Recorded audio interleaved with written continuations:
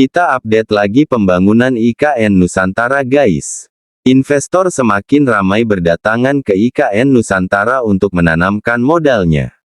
Hal ini membuat otorita IKN Nusantara memprioritaskan investor dari dalam negeri dalam pembangunan infrastruktur di ibu kota baru Indonesia itu. Para investor dalam negeri ini akan menjadi pemicu investor luar negeri melakukan investasi di IKN Nusantara.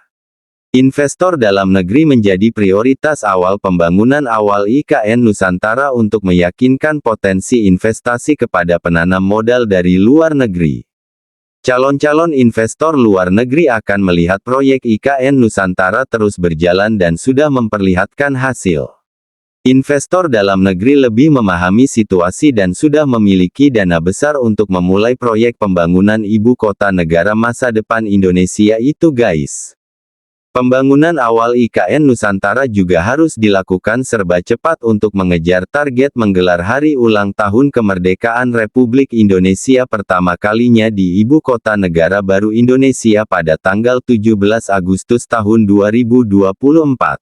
Otorita IKN Nusantara mencatat yang dirilis akhir 2023, telah menerima 328 dokumen komitmen awal untuk kerjasama LOI atau Letter of Intent, sekitar 55% investor dalam negeri fokus pembangunan sektor sumbu kebangsaan IKN Nusantara. Pengerjaan pembangunan ibu kota negara Nusantara masa yang dilakukan, fokus pada sektor ruang hijau, kelengkapan ekosistem sumbu kebangsaan, dan lembaga negara dengan pendanaan bukan berasal dari APBN guys. Pembangunan IKN Nusantara sebagai kota pintar juga menarik minat penanam modal dari luar negeri di antaranya dari negara Singapura, Jepang, Malaysia, China, Korea Selatan dan Amerika Serikat. Sejumlah investor luar negeri telah memberikan dokumen pernyataan komitmen awal untuk kerjasama, tetapi otorita IKN Nusantara belum bisa menyebutkan besaran investasi karena baru dalam tahap pemberian dokumen komitmen awal untuk kerjasama guys. Korea Selatan diharapkan dapat berkontribusi dalam pembangunan IKN Nusantara, salah satunya sektor pembangunan kota pintar. Jepang, China dan Singapura, sudah menjadi rekan kerjasama investasi yang panjang dengan Indonesia, dan Malaysia secara geografis menempati wilayah yang sama dengan IKN Nusantara, sehingga memiliki kebutuhan. Pemerintah kucurkan dana senilai 26,7 triliun rupiah bangun IKN Nusantara.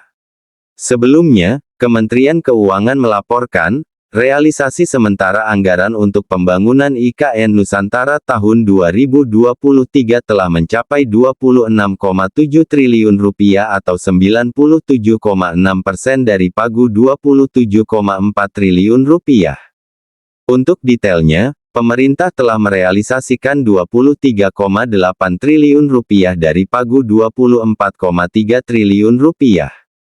Anggaran tersebut untuk pembangunan klaster infrastruktur di IKN Nusantara, diantaranya pembangunan istana negara dan kawasan inti pusat pemerintahan, kawasan permukiman pembangunan tower rumah susun aparatur sipil negara dan Hankam, pembangunan jalan tol IKN Nusantara, duplikasi jembatan Pulau Balang Bentang Pendek, pembangunan bendungan Sepaku Semoy, penanganan banjir Sungai Sepaku dan pengendalian banjir das Sungai Sanggei, Pemaluan, Saluang, Santengin.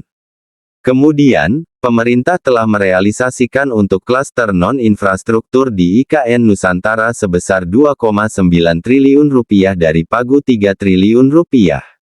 Anggaran untuk klaster non-infrastruktur di IKN Nusantara digunakan untuk koordinasi dan penyiapan pemindahan, perencanaan pemindahan ke IKN Nusantara, rekomendasi kebijakan pada KL, kegiatan pemetaan, pemantauan dan evaluasi. Selanjutnya, untuk dukungan pengamanan dari Polisi Republik Indonesia dan operasional otorita IKN Nusantara. Pemerintah telah menyiapkan anggaran untuk pembangunan Ibu Kota Negara Nusantara selama periode 2022 hingga 2024 sebesar 72,8 triliun rupiah.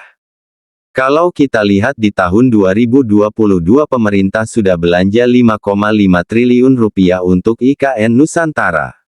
Untuk tahun 2023 itu naik cukup besar 26,7 triliun rupiah, dan tahun 2024 lebih besar lagi 40,6 triliun rupiah guys. Kita berharap dengan banyaknya investor semoga pembangunan IKN Nusantara berjalan lancar dan selesai tepat waktu.